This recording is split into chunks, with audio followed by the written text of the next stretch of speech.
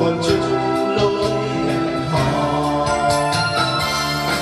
Anh chưa kia xưa màn đêm, tình nắng ngắm lên mà đi đâu về đâu.